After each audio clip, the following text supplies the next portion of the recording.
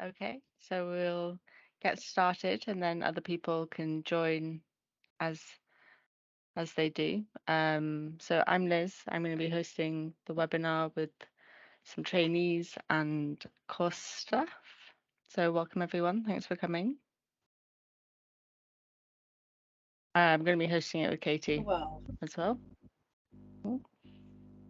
Hi, I'm Katie, the other host, also a trainee. Great. So I thought for people who don't know, if I explain a little bit about what ClassClinPsych Collective is, and then we'll do some introductions for the other people that are on the panel tonight and their kind of aims and things that we want to achieve out of the webinar. So when people join, they could kind of keep their cameras off and mics off. It just keeps the load on Teams down and the focus on the people speaking. So we were originally set up just over a couple of years ago now.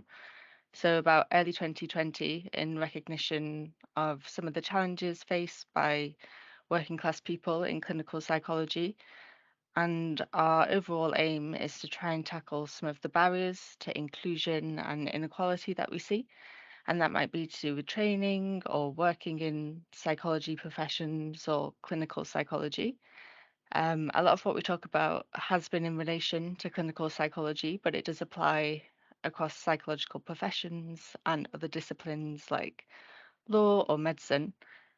Another thing we try and do is to think about diversity and inclusivity within the psychology professions. So we do that, but also recognize intersectionality. So whilst we're mainly holding space to talk about class, we also recognize that people's identities are made up of multiple aspects like race, ethnicity, disability, and those experiences are also welcome in this space. Another aspect of the collective is promoting well-being. So we know that it can be tough if you're working in a profession where you're a minority or there aren't as many of you. So there's a peer support function to what we try and do as well. And the final thing we try and do is think a bit more broadly about how we skill up psychology professionals to better meet the needs of the community, like people from a working class background. So we do meet once a month to talk about different projects that the wider group are doing. So we share ideas, give updates, and if you're interested in coming along to those, you can sign up to get emails. Probably the easiest way is to go through our Twitter. We're pretty friendly, so if you do want to come, sign up. So just a few housekeeping rules. I mentioned if you could keep yourselves muted and cameras off. We will be doing a Q&A at the end. So if you put your questions in the chat, me and Katie will try and monitor those as we come through. Obviously, there's quite a few of you and only 2 of us, so we will try our best, but try and pick out the main themes that come through. If you want to be kept in the loop, sign up to the mailing list, and I put on the event that about 2 hours, so I'm hoping that it won't go over that, but it might finish earlier. You might have noticed that it is recording, so just be mindful of that, whatever that might mean, and it will be uploaded to YouTube later. So the aims, well, shall we introduce the panel first and then we'll go through the aims? If I call on you, maybe give a little bit of an introduction. So to my left is Matt.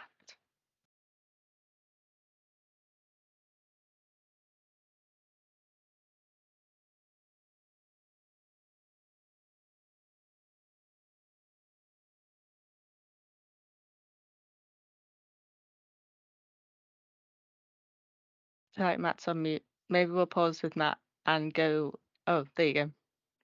No, go on, Matt. You can go. Yeah, sorry, my internet cut out just as you were speaking. What are we doing? Is it introductions? Yeah. Yeah. Just an intro. Sorry, I missed that bit as well. So hi everyone, my name is Matt. I'm a first year trainee. And Joe? Hi everyone, I'm Joe. I'm a second year trainee at UCL. Obviously from a working class background, otherwise I wouldn't be here, from the northeast of England. Chloe?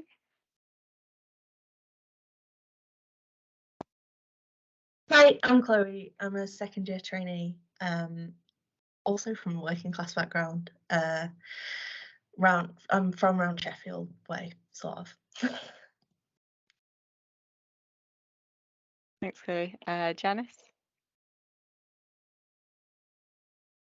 Hi, I'm Janice. I'm part of the clinical tutor team on the UCL clinical doctorate. Thanks, Janice. And last but not least, Michelle. Hi, I'm Michelle. I'm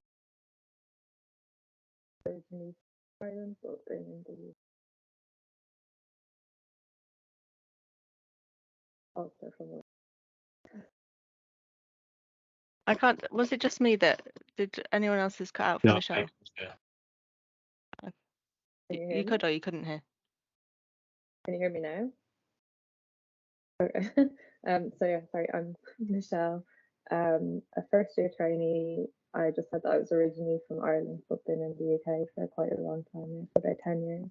And also from a working class background. Great. So thank you for volunteering your time, everyone that's on the panel. We really appreciate it, and I'm sure everyone who's here really appreciates it as well. So the aim of the webinar is going to be to hopefully support people that are thinking or wanting to reflect on their class, on their application form, and possibly later in interviews. This is slightly different to some of the other webinars we put on before, if anyone's ever been to those. But we just thought, given the change in the application form and courses placing more value on contextualizing a person's application, we'd put this on as it might be helpful for people. There's a number of spaces on the form where you might want to do this, so we're going to talk through a few of those today, but it'll hopefully just give you some ideas. So we want to start thinking about things that you might reflect on, like the impact it's had on you, any strengths, and that's it. So hope you enjoy. I'm going to pass over to Katie to start the panel. We've got a few questions that we're going to ask the panel, and any questions, put them in the chat and we will monitor them. Okay, hopefully everyone can hear me okay. So we've put it in a bit of an order really. So the first question we wanted to start thinking about was asking the panel really what led you to decide to reflect on your class identity. So I'm going to see if anyone else wants to start rather than picking out of anyone. So does anyone want to start by answering that question? Matt? I'll start if you want. Yeah, for me, from when I first went to uni, I was an older student, and the lecturers, would ask why I was going to uni in my 30s, and when I told them, they would say, "Oh, it's such a strength that you got that background, and we need more psychologists like that, and that would make you a better psychologist," and so on. So I think for me, from the very beginning, really, I was thinking about how my background has impacted my journey and might make me a better psychologist. So that's how I started thinking about it. Thank you. Does anyone else want to follow up on that? Chloe? Yeah, I think for me, the kind of the point for me where I was like, this is something that is important to me and I want to talk about it, was when I found myself working in a team where I felt very different from a lot of the other people that I was working with. Like, I think accent's always been a thing for me. Like, I find myself slipping out of my like at home with friends accent when I go into work. But then I found myself in a team where that was like being pointed out more and more often. And it really got me thinking more about why that was happening, and thinking about kind of not having been to a private school and things like that. And that was different to some of the people that I was working with. And I guess I was also working in forensic services at the time. So it stood out. Obviously, it can kind of be a thing about social graces and how people come into services, it can be a thing in any service, but I feel like in forensic services it's particularly there. And I was finding myself often thinking, you know, I can understand the lives of the people that I'm working with as clients rather than the people I'm working with as colleagues, and feeling a bit torn between kind of feeling like there were things I had to defend. And I think that was the time for me where it really started kind of sinking in that that's something that I can offer in addition to all the training that we all get. Thanks, Chloe. Who's next? Who wants to follow up on that? Michelle? Yeah, can you hear me? Yeah. Yeah, just checking. Yeah, I guess for me it was a little bit of a bit similar to Matt and a bit similar to Chloe. I think I went back to uni as a mature student as well in my 30s. But actually I hadn't at that point really even kind of recognised like anything about that side of my identity, because I think growing up, you know, I grew up with other people that were very similar to me, so you don't, I suppose you just don't kind of think about it. So similar to Chloe, then when I kind of changed careers and got on this pathway a little bit, that's when I started to notice actually I'm quite different to a lot of the people I'm working with, and kind of, yeah, things like accent, but also like language. I feel like actually they talk a bit different to me, or yeah, I suppose just that kind of like feeling a little bit, yeah, different, I guess. I think that was when it kind of really started getting me thinking about, and actually that was when I realised, yeah, how I suppose the kind of the strengths of being from a working class background, like Chloe said, I felt more similar to the clients I was working with than maybe my peers. And I guess when I thinking about kind of applying for the doctorate, I think it was really important to me to apply to unis where I felt like I could at least bring some of myself, even though I think it's almost impossible to kind of always feel like you can bring that, but where I felt like that would be welcome to some degree at least. Thank you. Joe, do you want to add something? Yeah, I guess the reason I was a bit quiet is that I don't think I really reflected as such on my application. I more just named it because I guess I came from a position of being very unapologetic about my working class aspect of my identity, which has taken time to get to because of the way we're socialized to think about our working class identity. But I guess like as an undergrad, I had an experience of going to a university that is like stereotypically quite prestigious, and was completely surrounded by people who were nothing like me, and had a really unpleasant time where I felt like I had to minimize that part of my identity and shy away from it, which was quite unpleasant. And I think since then I've done the work and realized it's actually a real strength, and then saw throughout my career before training that it actually made me a lot closer, I suppose, with clients therapeutically, made things a bit easier because I could relate to a lot of the people I worked with. And the way I put it on the application was less of a reflection, more of a statement of, I am working class. It's important that the field is representative of the people we work with. It is on you whether or not you're willing to do the work as an institution to make this more accessible for people who are working class. And yeah, that was a position I took, I suppose. Bold. I think I just add to that, like I've also been very proudly from the background. I actually identify as being from the underclass rather than working class. It's a similar thing, really. And I've always been really proud of it, you know. So I never really felt that different, or at least I knew I was different, but it didn't bother me, you know.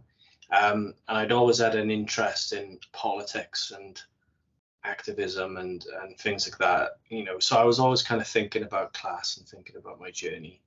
But I had always seen it as a positive thing. knowing that not everyone did see it as a positive thing, and that it would be a barrier, but I've always been very proud of it myself. And I suppose it sort of leads us on a little bit to the next question about like managing that emotional impact when you did begin to reflect on your class identity, because we know that sometimes it's not always straightforward or easy, and it's sometimes leads us down paths to think about things we've never really thought about before, and again thinking about differences and what that might feel like, and yeah, just any thoughts really about how you manage that emotional impact. Don't know if anyone wants to go first.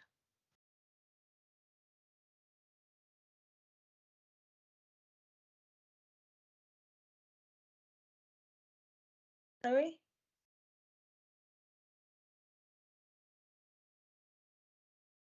Sorry, took me a while to unmute then.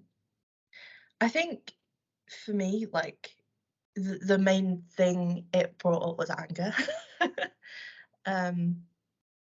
Kind of, I think reflecting on it and really thinking about what the differences were that I was noticing and why they were there. There's a real sense of injustice about it. And I think it links into some of the political stuff that Matt was talking about. I think for me, like my first forays into politics were things like feminism rather than class politics. So then kind of linking that all together when it kind of clicked that that's what I was feeling. I think the way that I try and channel that anger is talking to people who get it and doing stuff. I'm pretty lucky in that I've got some close friends who are in similar from similar backgrounds and in similar kind of career paths where it is very middle and upper class dominated. And I think the best thing that's helped me deal with it is just to hash it out and share stories, and not necessarily in a way of kind of not having to make it palatable, I guess.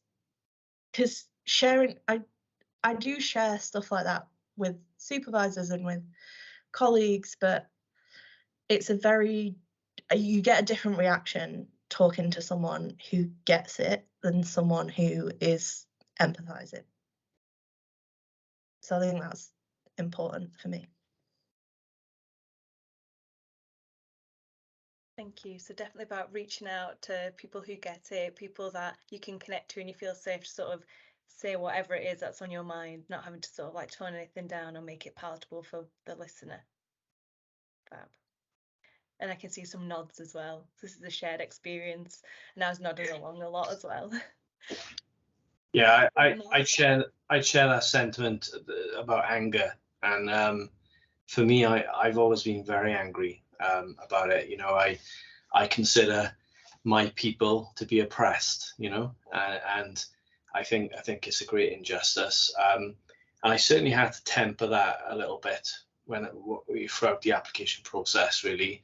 I remember, in fact, the first psychologist who advised me to tone it down. They meant it well, which just made me more angry, But I do think there's something to be said, if you're going into an application, going into an interview, and you're full of anger, it comes across as bitter and conceited. I don't like those terms. I think they're used to silence people like us, but you do have to be very aware of the way you come across, I think. So for me, I had to control that anger. I didn't really have anyone to talk to about it either, to be honest. So I just sort of took a bit of self-discipline to just make sure it wasn't in the final draft, my application. First draft it was, and then that was my therapeutic output, and then I sort of refined it from there and cooled it down a bit. And actually, I feel like that's something I really needed to do in my jobs as well, prior to applying. Because you can talk about this stuff, but people get pretty sick of hearing about it if you're really angry and militant all the time. And I think I'm probably gonna have to do it now. Now that I'm on the course and my future career as well. So it's about being professional, isn't it? And you know, trying to balance those emotions with the requirement to be professional and to be civil and polite to everyone. You know. Thank you. Is there any other sort of tips that anyone has on how to manage that emotional impact when starting reflecting on your class identity? I know we've talked a lot about anger. I guess like just very practical things of with all of this process, not letting the process, the idea of becoming a psychologist become your everything in the center of the universe, which I know is easier said than done, especially when I'm on a position where I'm now in training. But I think it's just balancing it out and making sure that you're spending time with people who you feel safe around, who you can talk about some of the frustrations, but also talk about other things and switch off. Do things that just recharge you a little bit that are completely unrelated. It's going to be different for everybody, right? But what I did is make sure that I had other things going on in my life that allowed me to recharge and not feel as burnt out as I maybe would have from the process. As well as, I'm sorry if I'm going off on a tangent or answering the next question, but invest in time in thinking of universities that I wanted to apply for that were invested in widening access. And as much as it can be, it's still a relatively new thing for universities, but making sure that when I was writing the application, I was thinking, well, I'm applying to these universities, so there's hope there, rather than just feeling frustrated that I'm applying to universities that don't even consider this and I'm in a losing battle before I've even begun. So that hope as well as time away from it really helped. Thank you. Does anyone else want to add anything else before I go on to the next question? Well, I'd just like to add something. Yeah. Sorry if I'm interrupting anyone, but a couple of people have mentioned, applying to unis that value this stuff, but actually I wasn't able to. So the uni I'm at is near where I grew up. You can probably tell from my accent, but I couldn't move away, and the reason I couldn't move away is directly related to my class. My family is still in poverty, and if I moved away, they couldn't travel, and they need my support, and blah blah blah. So, I even if my uni didn't care about this stuff, I still would have had to apply there anyway. And I do think they care about this stuff, thankfully, but that's kind of and I'm sure there's people watching this now who are thinking, yeah, well, I live in this part of the country and I can't move away. So in a sense, there's still this need to kind of fit the mold of the course, rather than sometimes being able to move to an area with a course that has more liberal values, perhaps. Yeah, thanks for bringing that one up, Matt. That's definitely an important one. Michelle, go on, yours. Yeah, just kind of to add to that, I suppose a little bit on the flip side, some people might be watching that maybe this will apply to. So I was living in London and actually couldn't afford to stay in London, personal circumstances with who I have financial responsibility for, I suppose, and yeah, couldn't afford to stay there. So actually being able to apply to somewhere else, it meant that actually it I don't know what I'm trying to say now, but I suppose the opposite of Matt in a way. But I was lucky, I suppose, that one of those universities that was outside London, or a few of them, did kind of, I suppose, match my values. But yeah, I suppose I'm just trying to give a bit of a balanced view in a sense. I'm actually thinking about like the emotions going through the application process as well. For me, I felt all of what other people spoke about, but I also found it like a little bit freeing in a way to be able to include that and actually kind of just go like, do you know what? I'm just going to be me. I'm going to say what's important for me, and if I can't get on because of that, then I can't get on. But yeah, something about, I suppose, not trying to fit in so much, but actually owning that a little bit. But I do think that, I suppose, circumstances and how they've changed with like widening access and there's more kind of conversation kind of allowed me to do that in a sense. If I had have been maybe 10 years ago, maybe I wouldn't have done that. I don't know. But yeah. I think that sort of leads us quite nicely on like thinking about, well, how did everybody start reflecting on it? Was there any particular sort of models that people drew on? Any particular sort of ways to start that conversation or start thinking about it? I don't know if anyone else wants or anybody wants to mention what their process was really.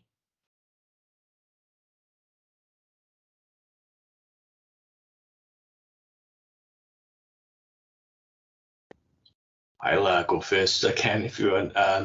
For me, it was really important to not just say, you know, I'm from this background, I've been through all this stuff, therefore, you know, maybe I've had to work harder than everyone else, and maybe that makes me brilliant, and you should let me on your course, please. You know, for me, it was very important to always bring it back to how does it make me a better psychologist. You know, I don't think it's enough to just say that you've had a tough time and that you know what it's like for these people, maybe, unless you can frame it in a way of, you know, I know what it's like for them, therefore I'm a better psychologist because, you know, it makes me more empathetic, or, you know, I understand social determinants firsthand, like that kind of thing. So when I first started writing notes about this, it was quite angry and quite, you know, quite strong really about how important I think representation is. And I think maybe it come across as like, you should let me on this course because you don't have enough people like me, you know. And then I adapted that then to, you know, more along the lines of, you should let me on this course. You don't have enough people like me, but also you should have more people like me because people with my experiences have these skills and these values and so on, you know. I'm really sort of hearing there, Matt, that actually, you know, it took you maybe a couple of times to think things through, write it down, reflect on it further, write things down a little bit more, and keep that process going. So it wasn't sort of like spend half an evening reflecting on it and then able to sort of write it in a way that you feel like it's ready to submit in the application form. It was a process that took a couple of attempts, really. Yeah, and it was good to have some supervisors and some people I trust to be able to look at it and give a bit more of a balanced view, you know. Chloe? I don't know if the hands are necessary, but I don't want to talk over anyone. I think in terms of models, social graces was a big one for me, because the point of the social graces stuff isn't just which ones do you have, which one, how, like what word would you write to sum up your identity for each one. It's what does that mean about what you bring into the room and what you maybe miss in the room, and thinking about how the more people we have that pick up on and miss different things, having that like real diversity of thought around it, like that's valuable. And that model really shows it in a way that it I think for me it allowed me to kind of acknowledge where I'm missing stuff as well. Like I think there are experiences that I have had that will help me pick up on different things, and there are experiences that I haven't had that mean I miss certain things, and none of those are bad, but they're all useful, and they're more useful when you're in a team with a bunch of different people who have strengths in different areas.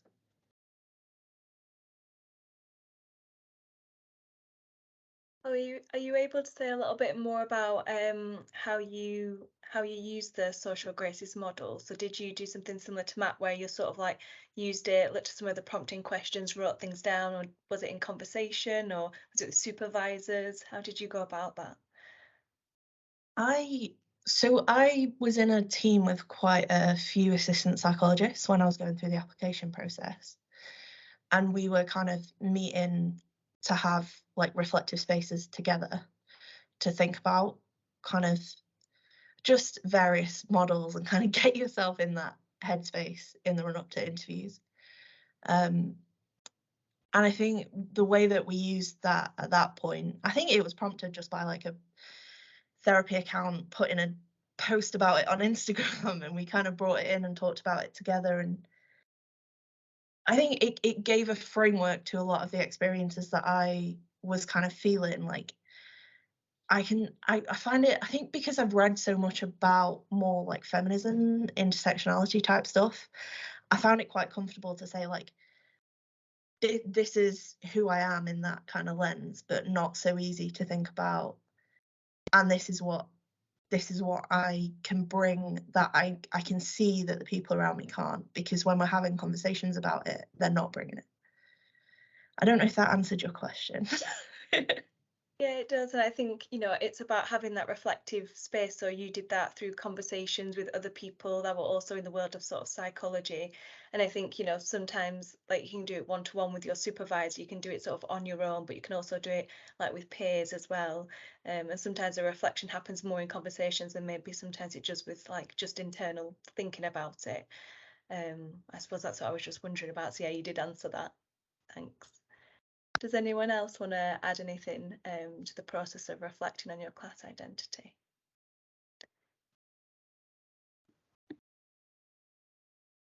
Go on, Michelle, I saw you unmute. Yeah, so did Joe. Yeah, I think I was just going to, so I also used kind of social grace, but not in a very kind of formal way. But I think the first thing I done really was think about like, well, my values, like what's important to me and how does that tie into why I want to be a clinical psychologist, and how it ties into what I might be able to bring that maybe some other people wouldn't be able to bring because of either challenges or strengths that might kind of feed into. But I think I mostly reflected on my own, I guess, and also actually with like my partner who knows nothing really about psychology, but just kind of thinking, because we're from the same background. So just kind of thinking about like what that meant to both of us. And like I say, kind of even thinking about my class was still relatively new to me, because I just never thought about it when I was in my previous career. So yeah, I think that brought up just a lot of kind of general reflections, and then I kind of took that from those conversations and thought, how does it apply here? But the other thing actually that I used to help me reflect was things like this. So like I watched some of the webinars and I read other people's experiences or reflections or thoughts. A lot of stuff obviously on Twitter. I just found it really helpful to kind of prompt my own, like what's my thoughts around that, or does that resonate with me, or is that different for me? Yeah. Thank you. Joe, I know you also muted. Yeah, I guess I've still got this like half-baked answer in my head. I did a lot of the reflection beforehand, I suppose, with my partner. It was in the midst of lockdown, so there's nothing to do but walk. So we would just walk and just chat about the application, and he would ask about, you know, why do you want to mention that you work in class or not, and you know what you're trying to get to with this bit of disclosure. And I suppose it's helpful that we've all taken different approaches on this panel, right? Because it shows that there's no two ways of doing it, and it shows that everyone can still get on despite different approaches. And I think where I landed was that, and I don't know if I'll be able to explain this very clearly, is that I just thought I don't want to have to convince somebody, a reader, that I'm good enough to be an applicant, and explain to them why potentially being working class or whatever oppressed part of somebody's identity makes me a better psychologist. I didn't feel like that was my work to do, and I felt like it was the work of the people reading the applications to see that, which is why I guess I left it as just a brief statement of, you know, I think I wrote on mine that I was from a working class background, first to go to university, you know, went to a school that was rated poor by Ofsted, those like bits of just very kind of factual information, and said the DCP want to make sure that it's more representative, so here I am. Whereas the bulk of everything else, it was probably quite clear of my background reading between the lines, but I didn't explicitly reflect on it. Instead, I reflected on why I would make a good psychologist. And I know that I appreciate that comes into it, but at no point did I want to say, like, because I'm working class, therefore, which I guess is similar to what Matt was saying at the start and other people have touched upon. And that applies because there's going to be people attending who have various parts of their identity that are also oppressed, right? And I just don't think we should ever have the burden of trying to convince other people of why we're good enough to do the job. That goes without saying. So that's my position. Joe, that's quite interesting because that's the opposite of my approach, isn't it? So I intentionally didn't want to just say it and expect them to do the work. I was taking the opposite approach. So it's really interesting then to see that both of those approaches can work, isn't it? And also I am sometimes a bit naive, and like some people that aren't doing the work right, and me taking that approach is maybe a bit risky because some people still need to have those things explained to them, and this is still quite a new thing that's happening with all forms of oppression. So it was risky, and because of my own position, maybe I was more able to take that risk. So everyone's going to be coming at it from such a different place, and that's important to point out, right? Everyone's going to make those own decisions based on their own options. And I think, Joe, if you are applying to quite like a course that's got a good reputation for considering these issues, then maybe that risk is less of a gamble,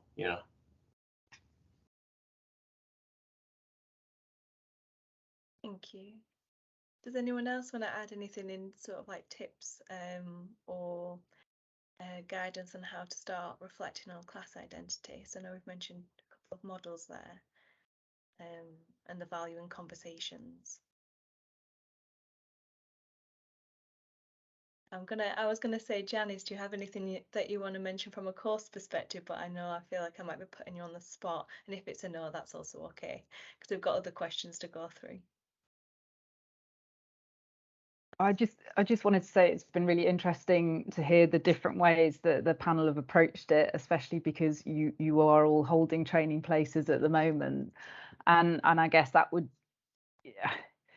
be our sort of message, would be whatever goes onto that form you have to be comfortable with, and you have to be comfortable sharing it with the person at the other end who's going to be reading it, and we know that can be a difficult and a bit of a dilemma for people to wrestle with and to think about it. But at the end of the day, people do need to feel comfortable that they're sharing something that they feel comfortable sharing, and that and therefore people do tend to use different approaches across the different parts of the form, and it's okay to use almost a different voice across the different parts of the form as well, and to use the different parts to reflect on different aspects of your identity where you feel comfortable sharing that.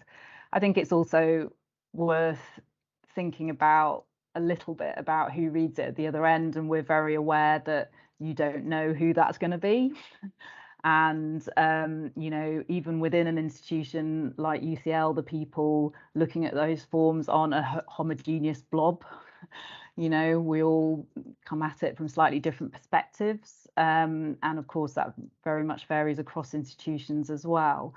So it really does have to be something that applicants as individuals feel comfortable with. But I think one of the things I said to Lizzie when she said Liz about any sort of additional things to think about is to think about the different parts of the form where you're asked to kind of share things and what you feel comfortable sharing in each of those individual bits of the form, and it's okay to have a different voice in the different bits of the form as well.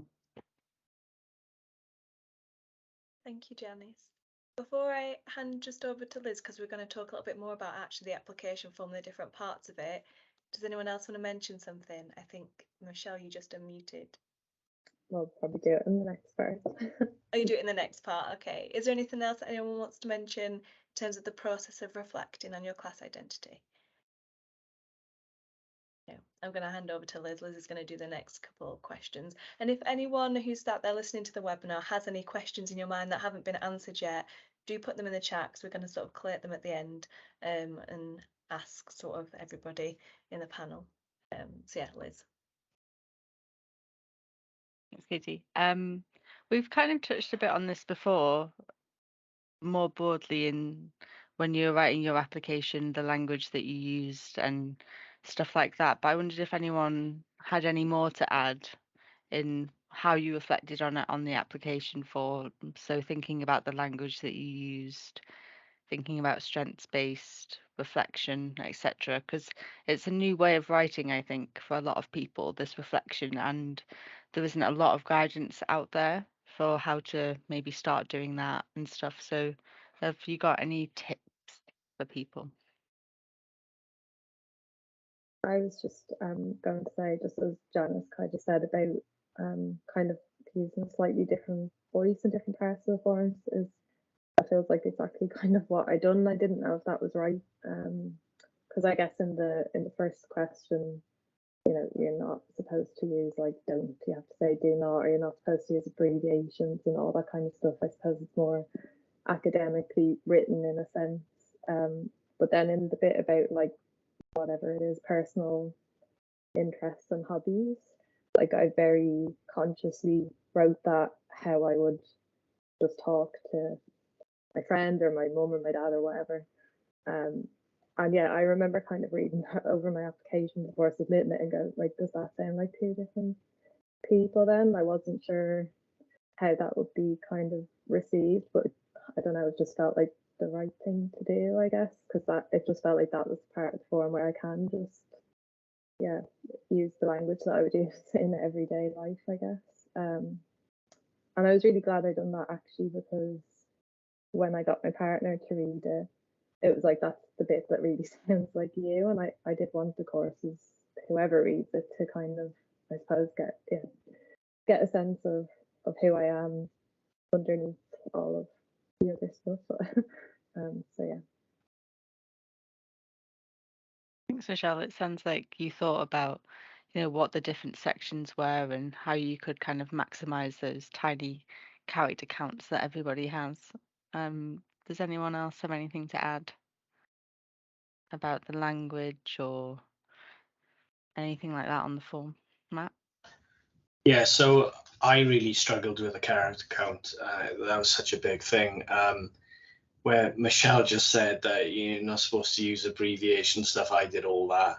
I changed every and to an ampersand, and I got out thesaurus, and I was like, how do I make this 5-letter word a 3-letter word? You know, I was doing all that because it's so constraining, the space that you had. And I'm aware that there's been some changes this year. I think one of the questions now is larger, although probably still too small. So the sort of language I used, you know, it was similar, I think, maybe to Joe. Like it was mainly just a statement, you know, like it was just a sentence here and there. I wasn't able to dedicate a paragraph to it when like that. So the way I kind of approached it was, I very much felt that there were certain boxes you have to tick when you write these applications. You know, you need to talk about your values and stuff like that. So I put in a bit about how, you know, my identity as a working class Welshman is really important to me. And then I sort of, you know, ticked the next box, which is stay humble. So I said, you know, but I realize it's not representative of everyone. And then I kind of related that then to how I, you know, part why I'm getting into psychology is because I want to help people from a diverse range of backgrounds who are, you know, have maybe not had such a great time. I also talked about it.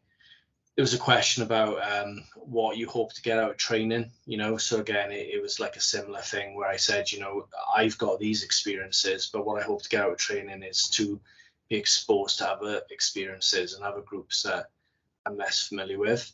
And then finally, there was a bit which asked for, you know, other factors, which I think that might be the one that's got bigger now. But like, I didn't do a master's, and I went to uni much later in life than a lot of people. So I sort of stated that, you know, like, this is my background, very much like matter of fact, like Joe explained. I grew up on a council estate. I had these experiences, and this is why I couldn't afford to do a master's, and instead chose to learn through gaining work experience and stuff like that, you know. So I put like a positive spin on it. So yeah, I was very mindful of the different sections, and I sort of had like a mental list of things I wanted to tick off that I had put in the application, you know. Thanks, Matt. Yeah, I think what you've talked a bit about there is getting that balance. And I know people have talked about balance throughout the whole thing of mentioning things that are important to you whilst knowing that someone's going to be looking at and grading it on something on the other end. And how do you work both into it in such a small character count? Does anyone else have anything to say on that one for the application? Anything that it's really helpful that, you've mentioned the different areas. I'll come back to you, Janice, to talk a bit about that in a bit, but the different areas that you've talked about it in, because it isn't just the main section that people look at, and it can people can get focused, I think. Oh, well, I certainly did get focused on the main bit because that's where most of the characters are, but it's about maximizing the entire space. I have something to add to what I just said, if that's right. I tend to ramble, Yeah. guys, so I'm sorry if I'm dominating or anything. No. But this was mentioned in an open letter that ClassClinPsych put out last year. Is that every word you spend talking about this stuff is a word that you don't get to spend talking about your clinical or research experience.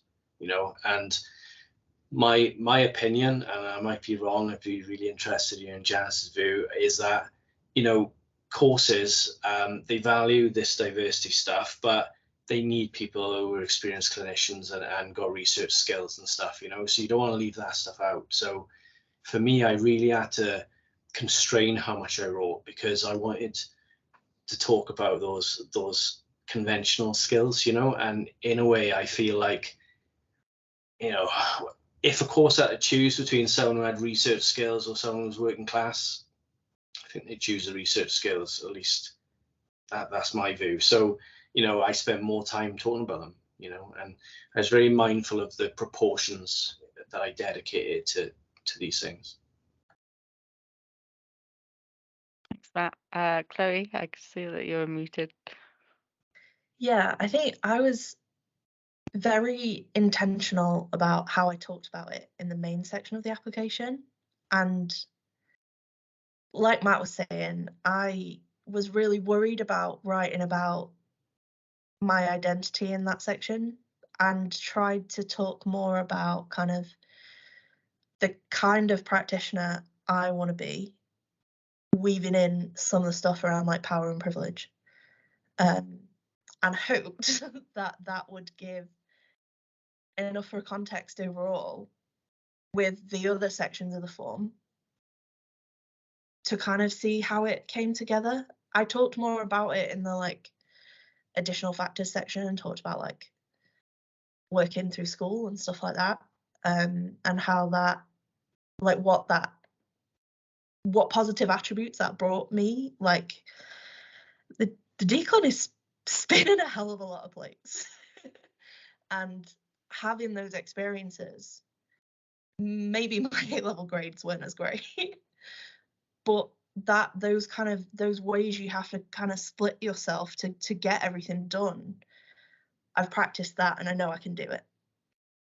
So I think it's figuring out how that stuff can show that it's like how does that identity show that? And I feel like that's maybe a bit opposite to what Joe was saying earlier about not wanting to justify it, but I think for me that was the way that I was comfortable writing about it. I didn't want it to come across like I was saying I am this, so you should give me a place. And that's not what anyone on this panel has said, but I was very self-conscious about it coming across that way. So I guess that was my way of being comfortable with what I'd written and being true to myself on that, however many characters it is. I think there's a section, isn't it, that's changed to 1,500 characters now, so it gives a little bit more space to reflect on probably not just one contextual factor, but several. Because I think before it was like, well, we might need to help me out actually. 700. 700, yeah. I think you can just about squeeze a short paragraph, if that, maybe like 3 sentences, maybe 2. But yeah, 1,500 it's been increased to, so there's definitely space to reflect a little bit more than maybe what our experiences have been. But yeah, sorry to just butt in there. Katie. And Chloe, I think you talked a bit about that process of reflecting and what that looks like and how to maybe talk about that on the form, which is really helpful as another way to what Matt's already mentioned and Joe and Michelle have already mentioned. Is there anything anyone else wants to add to that language or where they spoke about it?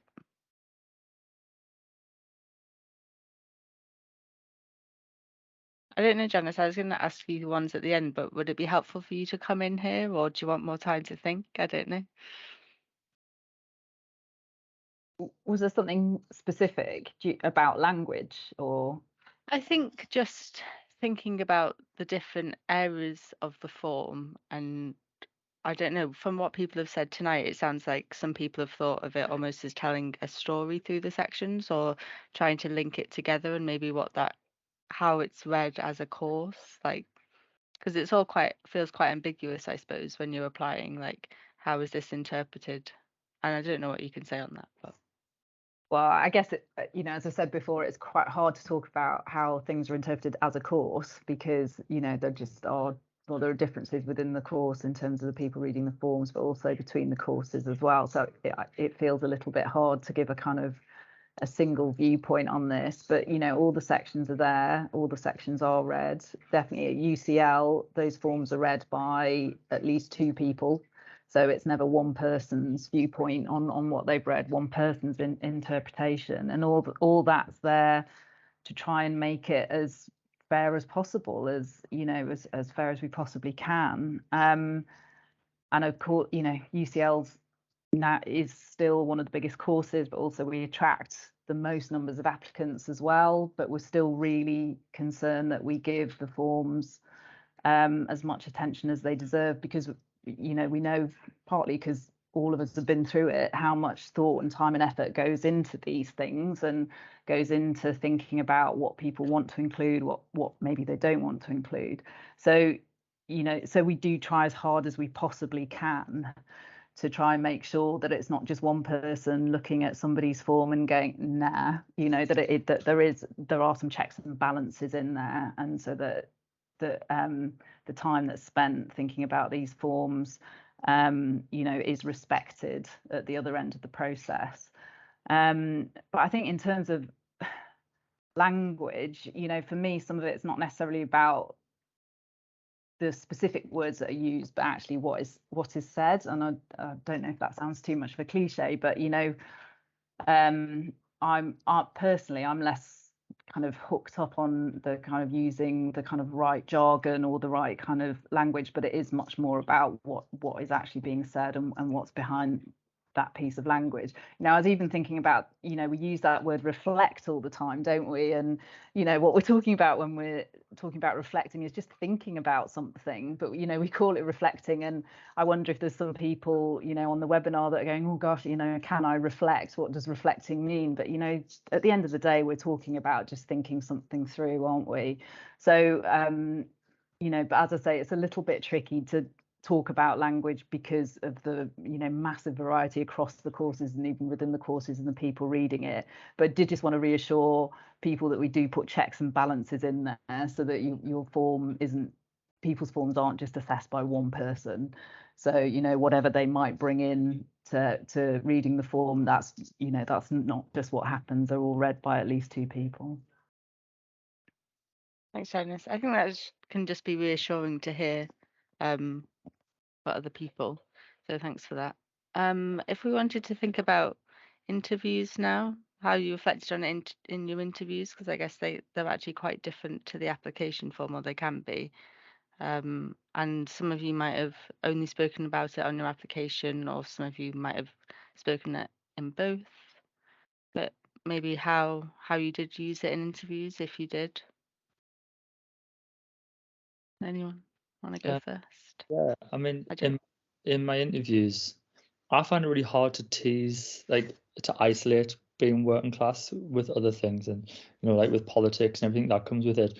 And again, like, this is obviously from my position, and I maybe had I had certain privileges that other people might not have in the same position, where I was maybe able to be a little bit more bold about my view. And I think in interviews, I was quite political and made it very clear what my position on certain policies were, or my views about certain parts of psychology and its history, and how it does or doesn't consider people from white, Western, middle class backgrounds. And I think that was how I brought that into the conversation. And again, I just very much took the position of, like, if this university isn't okay with this discussion, this is going to be an awful place to train for me. I'm going to find it really harmful, and it's going to be somewhere that is probably going to be quite damaging to my mental health to train for 3 years if that's constantly being silenced and not welcomed. But I definitely appreciate that I had the privilege to do that, and some people don't have the privilege of different universities and need to just try and get on and get through, survive training to get to the other end and then change it eventually. But I think I was just very unapologetic with what I spoke about, and spoke about, like Janice said, what I felt comfortable talking about, and didn't feel like I owed universities bits of my identity that they hadn't earned because they were complete strangers, but shared what I felt comfortable talking about and things that felt relevant to the questions. Thanks, Joe. Yeah, I think it's really important that you mentioned it's about sharing what you feel comfortable with. The interviews are already quite stressful, and at the end of the day, feedback, if you get any, is far in advance, and it's hard to hold that yourself, or it can be. Does anyone else want to add anything about interviews and how they reflected on it?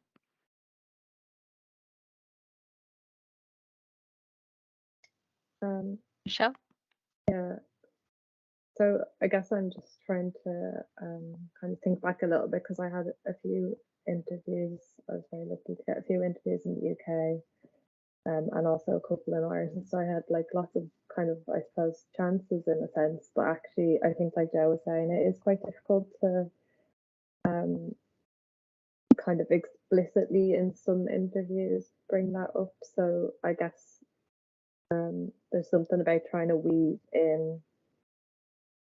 I don't know why that matters, I guess, in a sense. And this is in the same way as we were talking about the application, I suppose.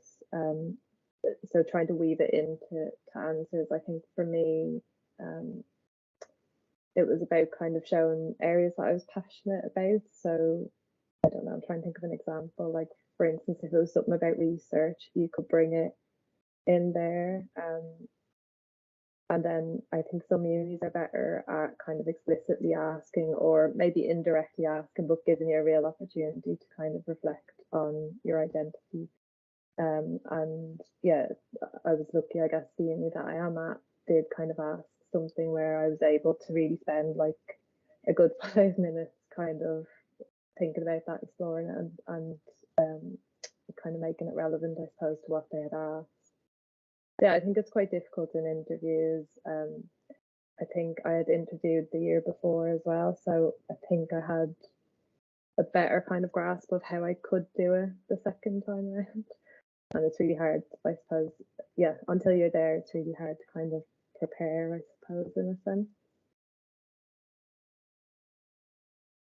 Yeah, thanks, Michelle. I guess what you've touched on is that all unis interview different, much like they all have different criteria for the form, so it is hard to give general tips or overview, but it sounds like you tried to weave it in maybe where you could, link to values and stuff, to show like that passion that came through. Does anyone else want to add? Matt, I can see you've unmuted. Yeah, whilst I'm sure every uni does it differently, I had 4 interviews this year, and I had 3 interviews last year, I think. And I've noticed some common themes, so it's a bit of a trend for them to ask a diversity question,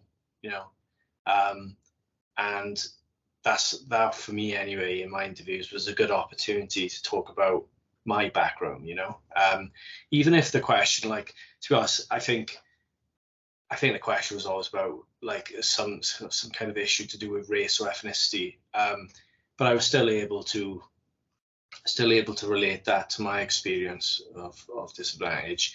The anxious thing is like when you get, first question will be like just standard, the second question will be standard, third will be standard, and then you're thinking, oh my god, what if they don't ask me the diversity question, So you're kind of thinking, oh, am I going to lose my chance to speak about this? So I was always I kept it in mind with other questions as well. So like Michelle, when they asked me about research, I did some research in a prison, and then I talked about how the people I knew growing up are in prison and my family's in prison, so like it's an important issue to me, and and that kind of stuff. But I think it's really hard because a lot of the questions really are they're not asking about your class, and if you try and force it in, then you're not answering their question perhaps, and it can seem artificial then. So I try to keep it in mind. I try not to force it, but when I did get a chance to talk about it, I definitely put it in there and showed it off, and it is a case of showing it off because I'm proud of my identity. I do think it makes me a better trainee. So I just explained that to them, I explained why it made me a better trainee, or what insight it gave me, or what quality or skill it gave me, Thanks for that. Chloe, I can see you've unmuted as well. I think the approach that I took toward preparing for the interviews was to think about the things about me that I wanted to get across, to make sure that if I didn't get a place, I knew that I'd gone in there and showed them who I was and why I deserved to be there. And then I tried to drill down into what that was, and then made sure I prepared examples of stuff that I'd done that meant that I could talk about those qualities, skills, background, whatever it was. And I did that with class, and I did it with other parts of me. And I found that kind of scanning back through all that stuff that I'd done to try and think about it, it meant that I didn't feel like I had to try and shoehorn it in when I was going through the questions, because the stuff that I'd prepared, I'd made sure that I'd prepped. And I don't know whether that makes it sound like it came out quite essay-y.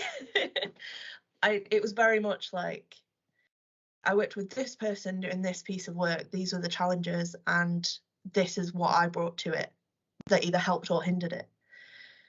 And I think if you can kind of think about the situation, even if it's a situation, just the work stuff you've done that you want to put on that you want to talk about, just thinking about how the stuff that makes you has impacted that, then you've got it ready to go when you're in there. I don't know if that's helpful. That's okay. No, I think it is. You almost described that you had a model or a framework that you used to think about how you might weave it in for interview, which I think people might find helpful. Anyone else that wants to add anything? Oh, it also sounded like you thought about things that were really important for you to get across, and they were almost at the forefront of your mind, or that you really wanted to get across regardless of what the question was, and that might be helpful for other people to think about. What is it about you that you really want to show, if nothing else, kind of throughout the interviews? There was stuff that I didn't manage to get in, but I think just having done that, I knew that I felt satisfied with it at the end because I'd done it intentionally. Yeah, and I think that prepping style that you've mentioned, like thinking about it a lot before, I think a lot of us can, well, I can definitely relate to that. Before interviews, I definitely wrote things out before to help ease some of that anxiety. Anything else anyone wants to add? I was just going to say it's interesting to think of the way that, for example, Chloe and I approached the interview and the way that we approached the application. So from what I gather from what Chloe said earlier, when she was writing the application, she was, you know, not afraid to talk about this stuff and to spend that word count on talking about it. And then similarly with the interview, you prepped stuff already, which allowed you to show this off. Whereas in contrast, my approach was more like, I guess I was trying to be like a conventional candidate, like, you know, primarily talking about my conventional skills and then just dropping in the class stuff as like a bit of seasoning, you know. And I did that both in my application and my interview, really. So, and we were both successful, you know, and that might be because we applied to different unis, maybe. Yeah, it's just interesting to observe that, I think. Oh, sorry, Joe. Go. Yeah, I guess like on that, it's this endless search, isn't it, when you're an applicant of like, how do I do the perfect application, and the perfect interview just doesn't exist, does it? There's so many moving targets and different factors. And I want to caveat everything that I've said, which maybe sounds a little bit more like, don't apologize, you know, like we don't need to convince anybody that we're good enough. But caveat with the fact that these systems exist, right? We're going into a system that is predominantly middle class, white, all those other things. And to a certain extent, I was aware that I had to play the game a little bit as well and say certain words, you know, learn certain bits of vocab like reflection and words that I just wouldn't have had a clue about when I was growing up, you know. No one in my circle speaks like that, no one in my family speaks like that. Even now, nobody in my family have a clue what I'm doing, really. But you have to learn to play the game somewhat, because you enter in a space that wasn't made for people like us to be part of historically, and that's changing. But I think whilst I've been unapologetic about my identity and not felt like I had to convince you that I'm good enough to be here, I still also had to learn to speak a little bit more like a psychologist, even though I think that's really problematic, and I hope that changes in the future. For the time being, I think there are certain things that you have to do just to be more palatable to interviewers, unfortunately, for now. I just have a quick question, if that's all right. Any sort of ways that you learn the sort of reflective language or psychological way of phrasing things? Was there any sort of resources that you drew on, or any people that you sort of contacted, or how was that sort of developed and learned? Because I definitely know that was a big problem that I experienced as well. Yeah, just wondered what your thoughts were. I think, you know, for me, it probably just came from experience of being in the field and the uncomfortable process of going through, because I was very IAP beforehand. I didn't take a conventional route at all to the decline because of my background. Primarily, I couldn't have these temporary contracts and keep jumping because I had financial responsibilities. Anyway, so I was very IAPed, and through my IAP training courses and through working with colleagues, I just kind of started to absorb certain bits of language and learn it as I went along. There wasn't a particular textbook that I read. It was years of experience before getting onto the course, and I think I was quite lucky in that when I was doing IAPT, it was in the northeast, where being working class is the norm. So it meant that I was working in services surrounded by people like me, where I felt comfortable to say, what on earth does that word mean? I don't understand what framework even means. Like, I had no clue. I cannot stress how much I had no clue what any of these things were. But I was fortunate that I was surrounded by people in IAT back home who felt safe to just say, I don't know what this means, can you help me? And that was probably where I picked it up, really. I think I picked up a lot of the language from working as an assistant psychologist, and I think actually this is a bit of a problem with the process of applying, because you know, the assistant psychologist posts are often the sort of gold standard, I guess. And I think part of the advantage you get from having a post like that is just that you're surrounded by this kind of language and the people speaking it, you know. I noticed there's a question in the chat, which I'm sure we'll come to later, where someone said that they've been accused of not speaking like a psychologist or speaking psychologically. In one of my previous interviews, that was feedback I got as well. And at the time of that interview, I primarily worked in non-NHS services. where, you know, the people there, they wouldn't say reflect, they'd say think about. They wouldn't say formulate, they'd say have a think about. You know, they just use normal language. And of course, I went into my interview and I said all that stuff and didn't sound like a psychologist. So a year later, then I'd had some experience in the NHS as an assistant, and I picked up a lot of that language. If you don't have access to that kind of thing, you know, I spend a lot of time on Twitter engaging with psychology, so you see a lot of it there as well. And maybe just, you know, if you need to learn that stuff and to play the game, then you need to seek out those conversations and seek out people who speak that way, could tell you what those words mean and what sort of phrases you should know. But I also want to just emphasize, it's not just buzzwords, you know, it's not just like a list of buzzwords. You got to learn the sort of thinking, you know, the sort of you know, the things that those people think about and the things that they think are important. You know, and assistant posts are good at that because you work with a clinical psychologist, right? So you need to learn not just the words they use, but the way they kind of think about things as well.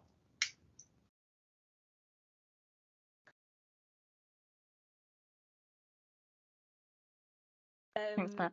I'm just gonna like butt in ever so slightly as well, just to add a little bit more, if that's all right. I know I'm a host or facilitator, but like, you know, trainees are very sort of like, they're the ones that have been through the application process and the interview process the most recently, like current trainees. So, you know, and I think I'm speaking sort of on behalf of myself, but I'm pretty sure a lot of trainees will also agree, like they're more than happy to support other people in and being like contacted or reached out, whether that's by Twitter or Instagram or whatever sort of platform they're on. Like, don't be afraid to sort of ask them questions, because I know sometimes you know, clinical psychologists, it might feel a little bit more sort of daunting to ask these questions, like what does a word framework mean, or what is a pathway, or what does the word reflection mean, or how can I write this a little bit more psychologically, but this is what I'm trying to get across.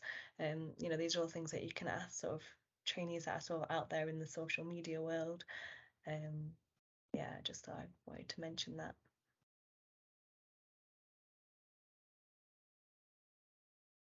I think as well, like, there's still a bunch of stuff that I don't know what it means, and I sit in lectures trying to Google it on my phone while someone's speaking.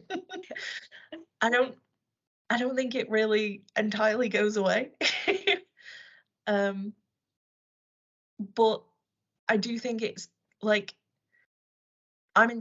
being in second year now, like at the start of first year, I would never have asked. I was sat there Googling. And now coming into the teaching block in second year, like, it feels a bit more comfortable to actually say, can you stop a minute and tell us what you're talking about? And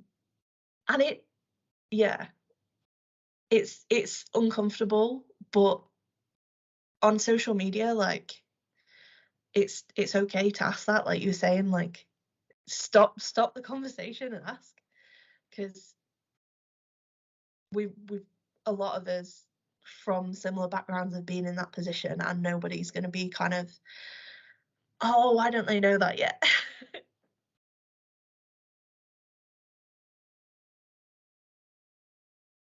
Yeah, definitely. Thanks for, I guess, if one person's thinking it, that's no doubt so many other people are thinking it, and someone, I guess, has to be brave and ask that question. So yeah, thanks for normalizing that. Do you know, so something's just come to mind actually. In my interviews, I did use all that psychologies or whatever you want to call it. But actually, in my application form, I didn't. I used really simple language. I mean, maybe because of the limited character count. And one of the things that I know we've gone past talking about applications now, but one of the things that happened to me is, you know, you get your supervisor or your boss or someone you trust to read over your application. And I have some thoughts about that process, because some people I gave it to, you know, they offered a couple of really good corrections or little edits that I made. And there were other people that I sent it to who you get it back and the whole thing will be read, you know, and they were basically suggesting a complete kind of rewrite. but that really then would have resulted in an application that was written in a way that I wouldn't write, and it didn't sound like me. In a way that contained a lot of these flowery terms and, you know, the buzzwords, but it just was me, you know. So I sometimes didn't pay attention to some feedback, and I was very careful of what feedback I listened to. And I ended up having an application that, you know, as I said, I was looking for how to shorten words to save characters and stuff. So I wasn't using long words, you know, it was really simple actually. But it comes back to what I was saying about, you know, it's not just a case of learning the buzzwords. You got to kind of learn the ideas and the philosophy, you know. And that probably still did come across in my application, even if I was using layman's language. Thanks, Matt. I guess you've highlighted as well the need for you to feel comfortable with the form when you submit it, even if lots of people make suggestions. It's up to you to decide what you put in at the end of the day and whether you feel comfortable with it or not. Anything else anyone wants to add on that point? I guess just to kind of echo what other people said, I think my first time I applied, I'd only been in an AP role, I think 2 weeks when the application deadline closed. So I didn't even use, that was the first psychology role I'd ever had, the first time I'd worked with anyone or knew anyone actually, even though it was kind of doing clinical psychology. So in that application, I didn't use any kind of, I was mostly using layman's terms, I guess, or what I knew from undergrad kind of thing. And I still got interviews that year. So I think you can, like Matt said, I think you can use, you know, it doesn't have to be kind of, you don't have to use language that you wouldn't normally use, but you have to get across the concepts or the whatever it is that you're how it applies to psychology, I guess.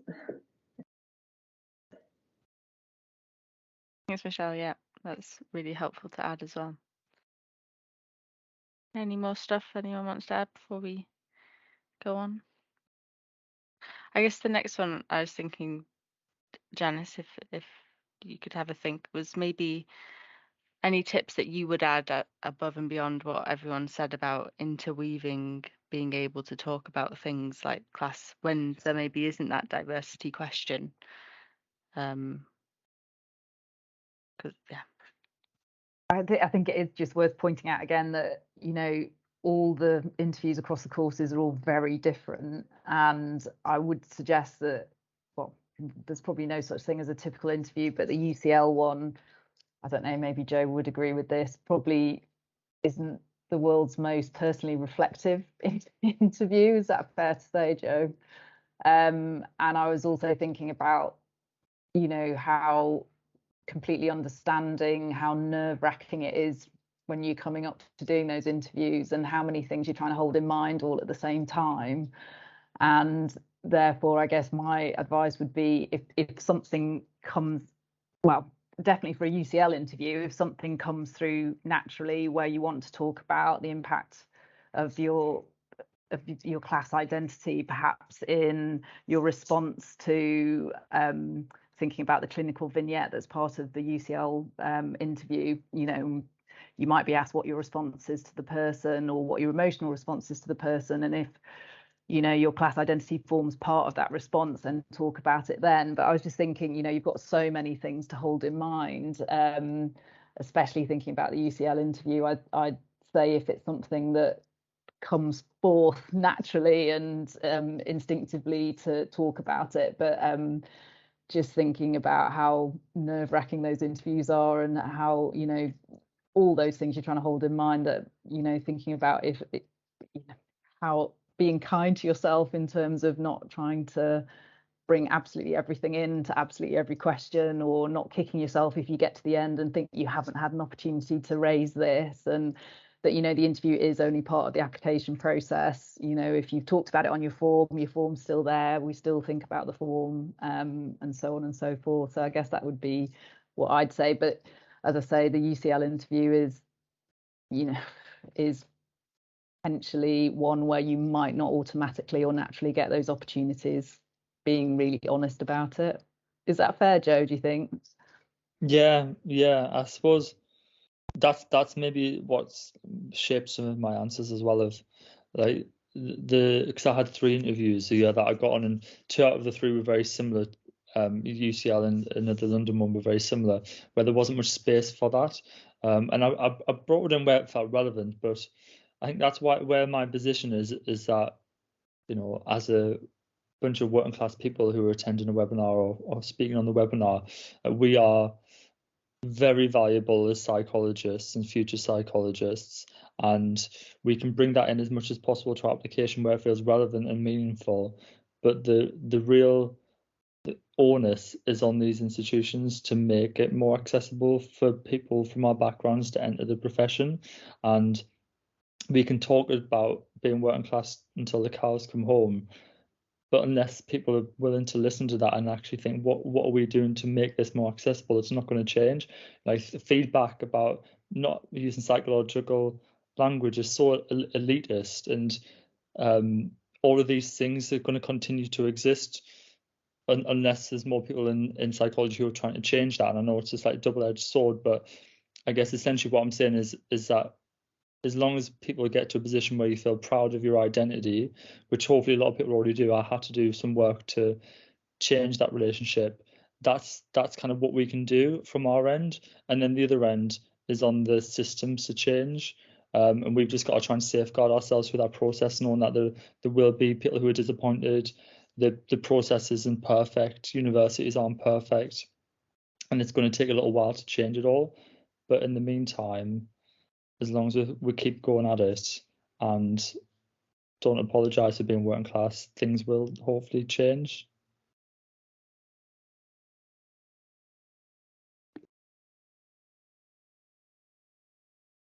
Were you going to say something, Katie? You look like you were. I know, I was just like, yep, I'm agreeing, this is great.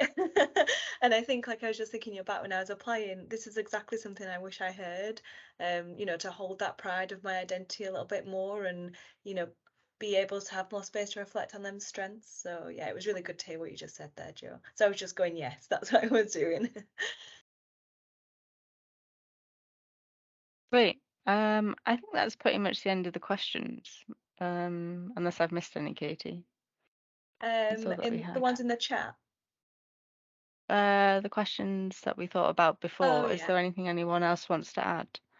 Or if anyone on the webinar feels like we haven't covered something that would be helpful to cover, you can either put your hand up or just put them in the chat. Oh, hi, Matt. Yeah, I've just kind of thought one more thing. So when I was talking about the application form earlier, I talked about the need to temper my anger. And I'd say a similar thing with interviews as well. Janice mentioned that you need to think about who's going to be reading your application. Well, when you're being interviewed, you know, they want somebody, you know, who would make a good psychologist, but they also want someone who will be easy to manage, you know, and who's not going to cause trouble and be a pain in the ass, excuse my language. So, you know, I try to, when I did talk about class, I try to talk about it in a positive way and in a calm way, like a gentle way, you know, rather than, because, you know, if I ever become a trainer on a course, you know, I'll be more than happy for someone to kick off and go on a crazy rant. But most of them wouldn't want that, I don't think. So I made sure I didn't do that, you know. So I sort of, I'm usually very passionate and I'm a little bit impulsive when I speak as well. But in my interview, I had to make sure I stayed 100% professional and sort of calm and just, you know, like I'd be someone who would be nice to work with, you know. And now I'm on the course, so it's too late now.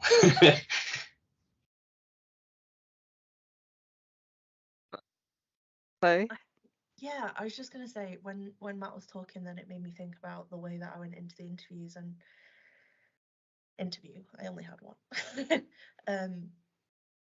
But I don't, I think my focus at that point wasn't so much on who they want, who, like, what I in my head thought they wanted me to be. I think the way that I deal with stuff, like I had to I had to be able to not think about that to be able to go through the process. And I focused a lot on making sure I could see me in the answers that I gave. And I don't know how that came across to the interviewers in terms of whether, yeah, I don't know how challenging it came across. I don't know how mild it came across. I think when I came out of the interview, it very much, like, a lot of it blanked out as well. But those worries are going to be there because of the system, and especially if people have a bunch of marginalized identities going into that situation. But I guess if I was carrying that with me when I went in, it would have driven me up the wall. And I don't know how to get space from that. I guess my way of doing it was talking to people that got it, getting those feelings out in that space, and then focusing on who I wanted to, like, what I wanted to show. And I don't know how easy that is, but I guess I wonder what the rest of the panel thought about their interviews and how that played into it, what everyone's thinking hearing that.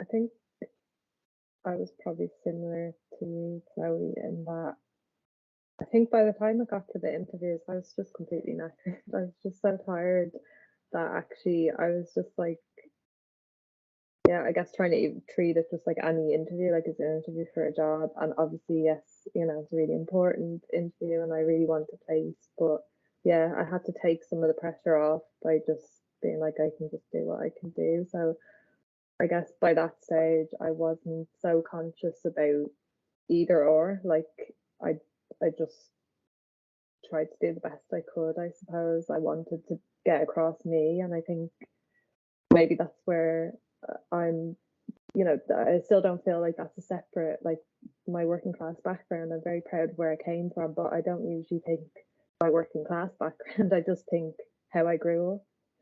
And I think I wanted that to come across like as part of who I am, but not necessarily separate to, oh, is that what they want from a trainee? You know, yeah, I don't know if that makes sense what I'm saying, but yeah, I tried to just to not separate it so much and just be me, and that's a part of me, I guess. Yeah.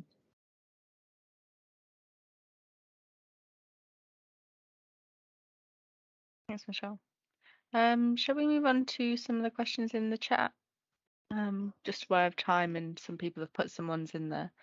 I'll just open the first one, or Katie, if you've got it up already. Yep. So this one mentions can the panel reflect on their experiences of different institutions and how open they've been to genuinely embracing the need for diversity in the cohort and properly follow through the diversity initiatives in the teaching and the course ethos. I just want to say I'm really proud of myself for reading that out right, because I'm dyslexic, so that was a challenge and a half. Anyway, that was the question. I'll go first here. So to everyone watching, be mindful that we can't slate our courses here, you know, like this has been recorded. You know, if I thought my course was terrible, I couldn't say, you know. But I think a really good source of information on how seriously courses take this stuff is the alternative handbook. People are able to write in an account there, you know, somewhat anonymously. So yeah, you know, that's my advice, and I don't have anything to say about my experience with courses on that issue, really. I think I definitely agree that alternative handbook is a really good resource, and having to think there about what the trainees are saying, and does that fit with, you know, if you do have a choice, does that fit with the type of course that you want to be a part of? But I think that definitely is something that is included in that alternative handbook. I think it's free to download, isn't it, as well, from the BPS. You just need a login, but it is free. So I hope that answered your question, unless anyone else wanted to add anything. Sorry, I was just going to kind of caveat that a little bit with, I suppose a lot of the kind of the diversity work is more recent and new to some of the course. And I guess with the alternative handbook, it's the 3 years of the 3 different cohorts of trainees. So, and you don't know kind of from the comments whether they're a first year or a third year. So people's experiences might have changed, I suppose, for more recent trainees. But thinking of the alternative handbook, what I found really useful about that was there's a section where I don't know actually what it's called, but it used to be like a word cloud where people would pick the 3 words that most resonate with them for their course, and I actually used that more because things like if compassionate was like really kind of stand out there, that made me think that maybe they would be more open to, I suppose, kind of diversity. So yeah, I suppose more value-based kind of reflections of people's courses maybe can also give an idea. Because yeah, I'm just very conscious of, like say, it's quite recent kind of changes, I suppose, for some of the courses. But I can say, I suppose, also just on my experience so far, 5 weeks of the course, is that they are definitely, and I think, you know, I know people who've got on other courses this year, and I think it is something that has become kind of more conscious in courses' minds, and that they are, at least to some degree, it will vary, I suppose, but that there is kind of efforts being made to kind of integrate it into the curriculum. So yeah, I hope that's the same on most courses, but it's definitely there on some. I think it's important, like, I know before I got lucky and got onto the course, I very much thought about it in terms of, is this course good at it? Now I'm like on the other side of that barrier. I think it links in a bit with what Janice was saying about the interviews earlier. Like every course has a huge course team and loads of visiting lecturers, loads of clinical supervisors across the whole area that the course covers. And it's impossible for all of those people to be coming from the same position. So if I think back to what would have been helpful for me at that point, is trying to get in touch with trainees from the courses I was interested in who have the same background as me or the same identity as me, and asking them what their experience has been on that course with that part of themselves. Because it's you could ask 6 people from the same course and get 6 completely different answers. So it's really hard to say, but I do feel like Michelle said, there is a genuine concerted effort across, from what I've seen, there's a genuine concerted effort to value it and change things. But I think it's too early to say how successful that is.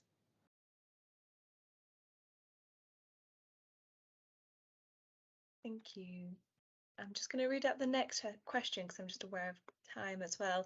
So the next question is about any thoughts about reflecting on the difficulties that you've experienced or the impact that you've experienced of being working class. So someone mentioned about explaining their A-level grades, and just if anyone had any experience of that or any sort of reflections or tips. I just kept it very brief, which has been all I've said all night. But I just said that, you know, my A-level results are not reflective of my ability to train and the lack context. I think that's pretty much what I said.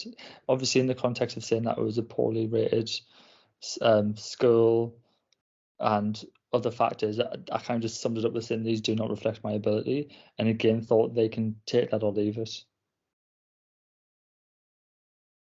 suppose it's similar to what I said when I stated my background in the as a reason why I didn't do a master's, you know. But actually, the uni that I'm at doesn't consider A-level grades at all. So even though mine were all C's, I didn't really have to talk about it. And I actually dropped out of uni twice when I was a youngster. I didn't mention that at all. So.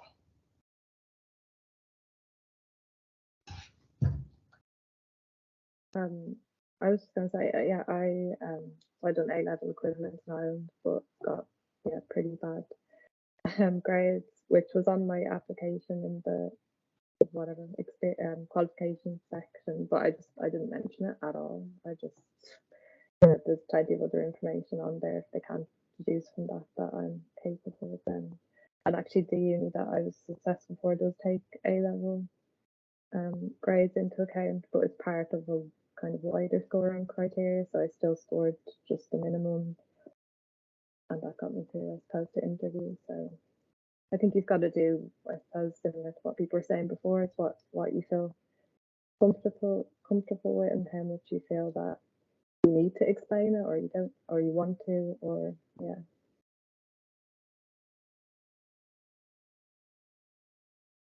I just did want to say that the courses do vary in their how far they take A-levels into account. So it probably is worth just doing a little bit of homework about that before applying.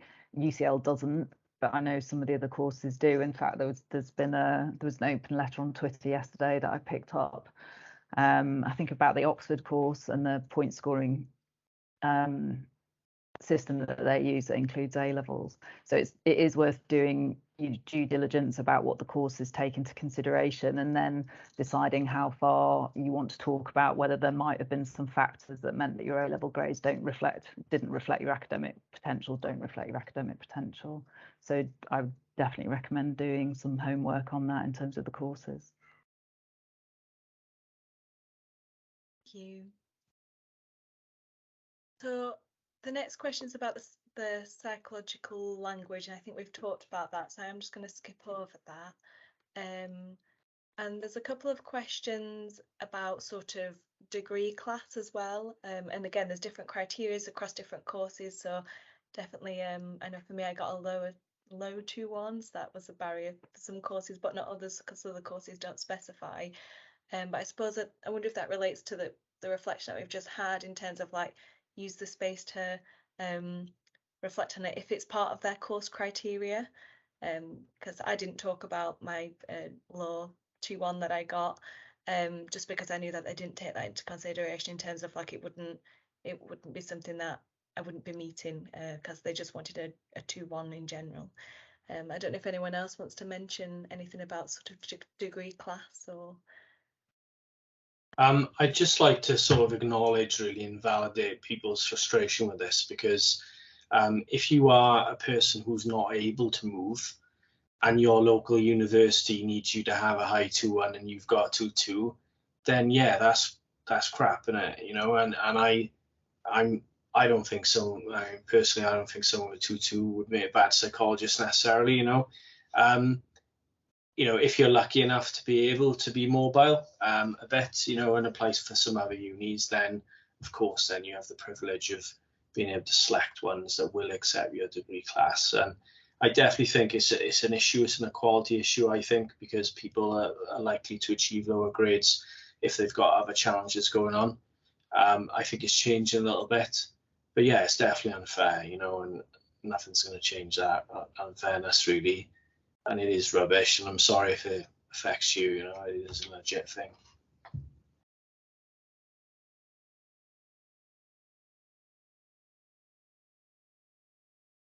I did because I looked through the chat, so I did see the comments that were there, and obviously, you know, for UCL at the moment, it is a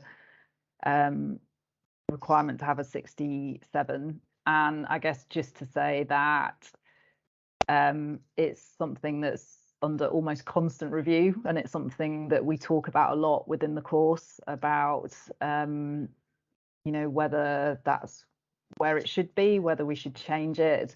So it's definitely not something that's permanent and forever, and it's definitely something that we do actively think about. But just to say that there's a whole host of factors that we have to think about when we're thinking about any changes that we make to that. And then, they're not decisions that are taken lightly, and that it is under almost constant review and debate within the course about what we do about that as our academic requirement.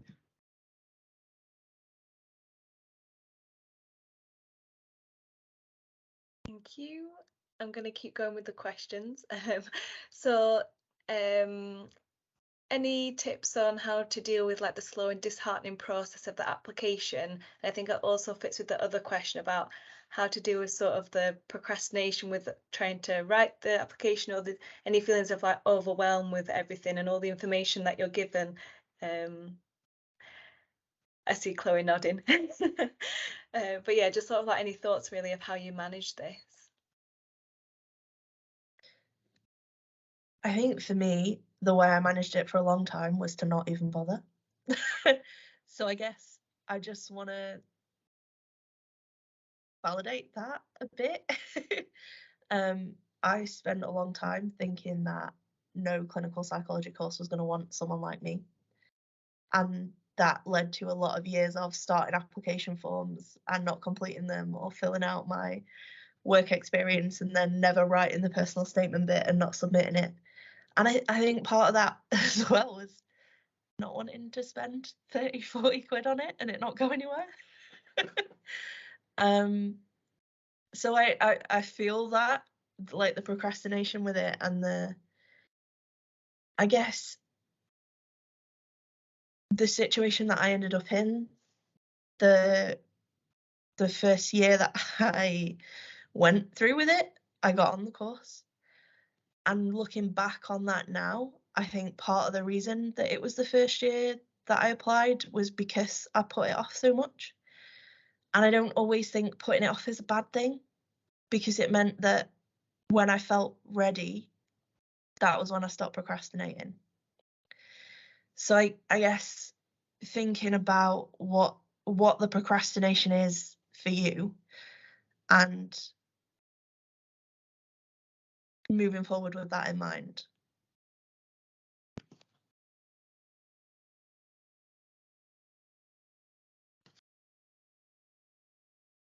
Thanks, Chloe. I think we can all probably share that feeling of overwhelm and frustration with the process and how disheartening it can be. And, we get very, very good at dealing with rejection, I feel, eventually. But yeah, does anyone else sort of have any thoughts about dealing with the disheartening process or any feelings of overwhelm? I found this much easier the second time. That first application, you're writing it from scratch, is a lot harder. And with subsequent applications, I didn't just update them, I did rewrite bits, but it's more process of refining it then. As for procrastination, though, I still procrastinated. I think I stayed up late one night and smashed it out a couple of days before I could plausibly send it off to people without saying, like, being cheeky and saying, I need you to look at this by tomorrow, so but I left it right up to the wire, and that's always been a problem for me, and I think it always will. So I just try and be kind to myself, like, as long as you get it done, you get it done, and I don't beat myself up for procrastinating anymore, otherwise it'd be black and blue all the time.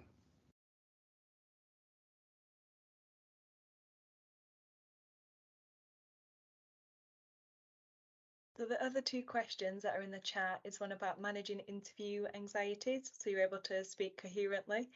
And then the other one is about just terminology. So do you use the word working class? Do you use the low socioeconomic status or underclass? I think there's loads of other ways to sort of describe your social identity or class identity. But yeah, I don't know if anyone on the panel wants to speak about any of them two questions. I think the one about practicing for interviews so you don't get nervous, it's going to be so individual, and everyone's going to be so different. So you need to just really tune into what what helps you process, what helps you prepare. The first year that I had an interview, I would not practice with a single person because I just felt really self-conscious, embarrassed. And I knew at the time that that wasn't what I needed to do to help myself, but it's what I did. And it meant that on the day I was very nervous, completely bombed the interview because I just couldn't process or articulate myself very well. Whereas the second year, I knew that I needed to go away and practice. And because I'm neurodivergent as well, I knew that the way I process information is a bit harder. So I was trying to work with that rather than against it. And I just did heaps of practicing with people, with friends, with family, with my partner.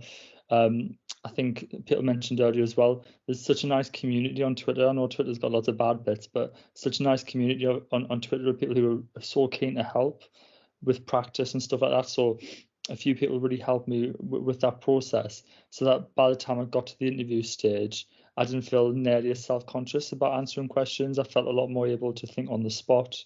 And I think that's the most important thing that helped with the nerves, rather than trying to learn specific answers or memorize things.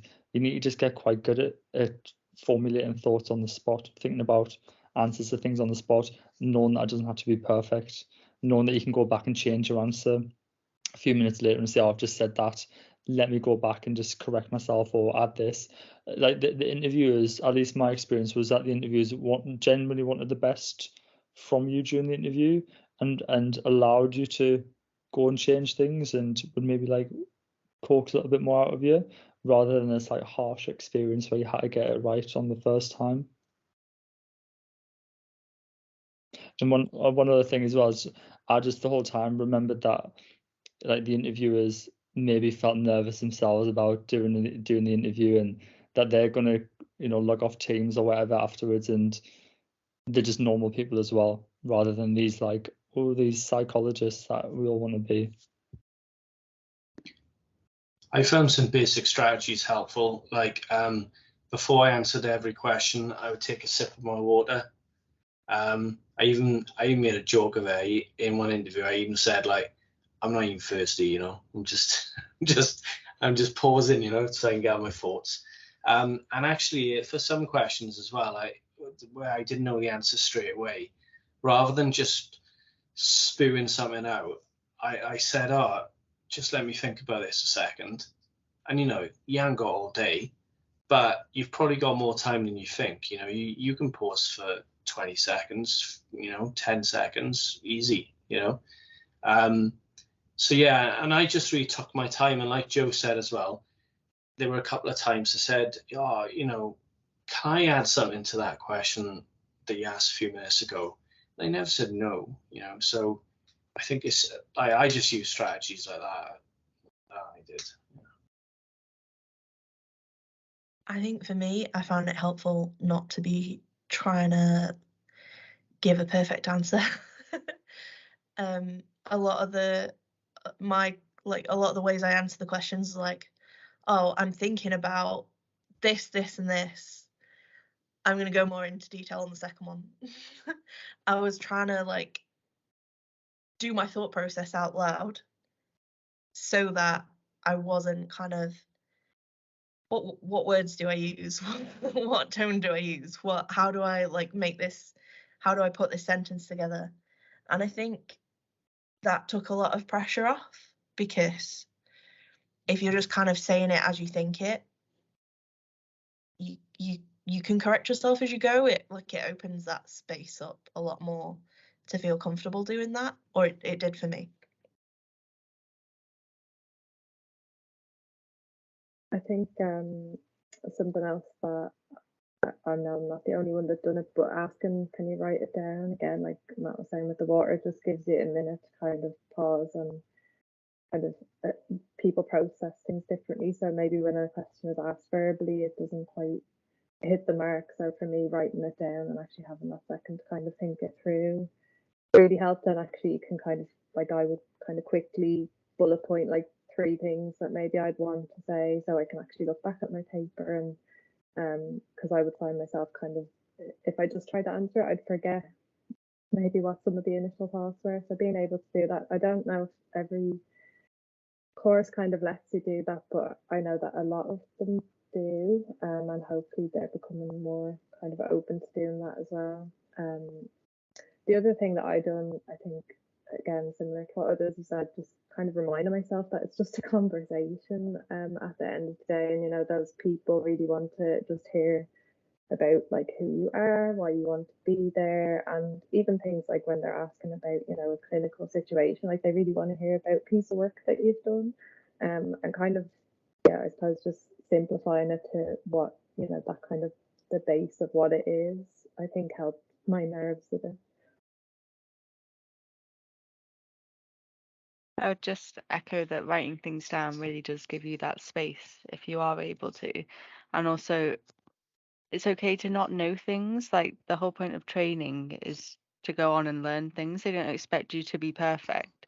So, but if you can kind of own that you don't know and kind of say what you would do, it still gives them an insight into, you know, that you know this stuff, but you might not just be able to reel off it in an interview, but they can understand the process, which is kind of what Chloe was saying. So it's better to, I think, say that rather than say nothing.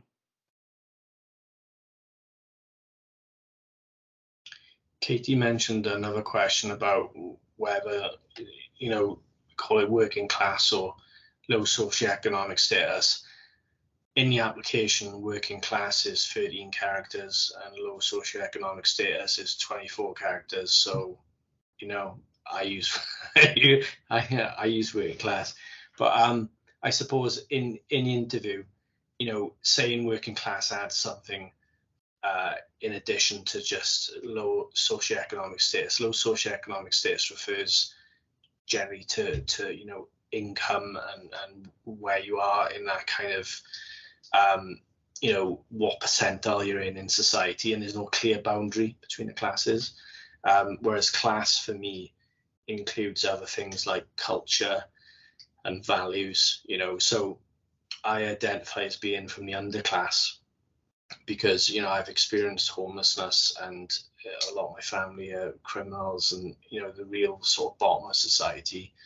And the reason I use that phrase rather than just saying, you know, really low socioeconomic status is because there's a culture to it, you know, and there's a culture of feeling abandoned and feeling like you don't have a voice, you know. So that's sort of an important element to class to me. It's not just that I was poor, you know, it's that sense of hopelessness that the people I grew up with had. So that's why I use underclass, or sometimes I'll use working class if I think people don't know what underclass means. And as well, you know, when you're writing things out like low socioeconomic status or whatever phrase you might do, you could write it one time, put a little bracket and shorten it. So then if you're going to use it again multiple times in your application, you can just use the, what do you call it? Is it abbreviation? Is that the right word? No? Yeah. Yeah. Yeah. Yeah. So yeah, I definitely did that a couple of times. So like, yeah, spelt it out once and then just used, obviously not using that every single time for every phrase, otherwise your application then becomes unreadable. So yeah, that's definitely a tip that I found quite helpful. I think through why you're using what you're using as well. Like, what is it you're trying to get across, and what is it that you feel like belonging to? Because I feel like when I first started reflecting on this stuff, I felt like there was a right way to do it, and I just needed to find it, and there isn't. There's just a right way for you. And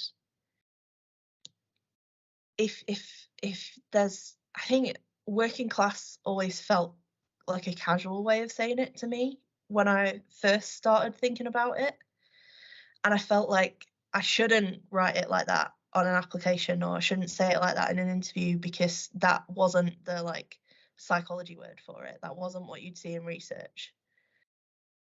And I guess if using low socioeconomic status is what is meaningful to you, then go for it. But if you're using it because you think it's technical or because it's academic, maybe it's helpful to think through why that is. But I guess that's very coming from a very personal perspective, and not everyone's going to see it that way. Thank you, Chloe. And thanks again, everyone, for sort of contributing and answering all these questions on the spot from people in the webinar. I am really just aware of time, and I think there's one more question just about reflecting on when English is not your first language and being from a working class background but from a different country. Do you think we have space to sort of throw that last question out to the panel and then bring it to a close? Would that be okay? I know it's getting on and we're like 2 minutes, right? I'm going to leave it and I'll let anyone that wants to answer can answer. I mean, I would say just like lift all the same principles of what we've been talking about. I think there's like a common thread, right? You could swap out working class with various different parts of people's identities, and I think the common threads of what you need to do is very individual, and you need to just do what feels right for you, what you want to share, what you don't want to share, keep to yourself, and as long as it feels meaningful to you, then go for it.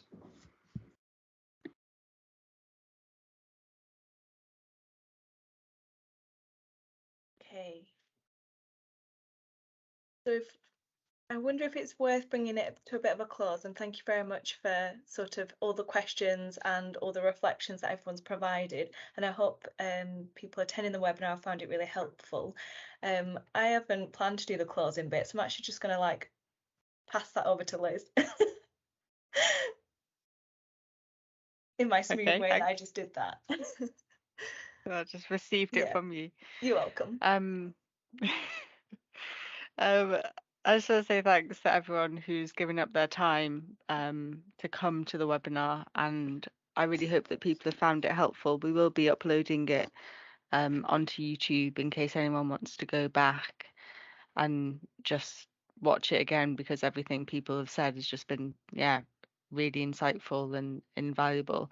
I think what I will take away from it is just how many ways you can approach the application. It seems like there's so many different ways to do that, and be yourself, I suppose, is the other one thing that's come across a lot. Someone just said in the chat, can you contact us on Twitter? Yeah, if you want to contact us, it's at ClassClin.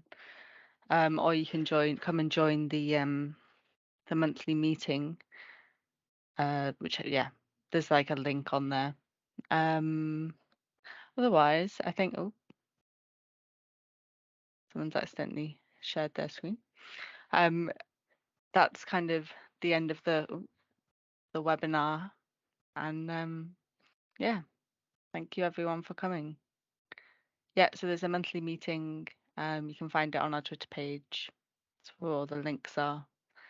And keep an eye out for any future ones. Is there any final comments that any of the panel wanted to make? No. So, oh, Michelle. Thanks, everyone. Just a quick one, I guess, before you stop the recording. Maybe it might be useful for people to know that we're all at different unis as well. Because you were saying there's different ways to approach the application, which we've all done differently, and we're all at different unis. Yeah, I just think that people might be interested to know. Yeah, that's really helpful to remind people. Anything else? Thanks, everyone. Thanks for having me. Thanks, Matt. Thanks for coming. Joe, thank you. Michelle, Chloe, Janice, thanks for giving up your time. And yeah, so I'll just end the meeting, and thanks. Bye. Bye.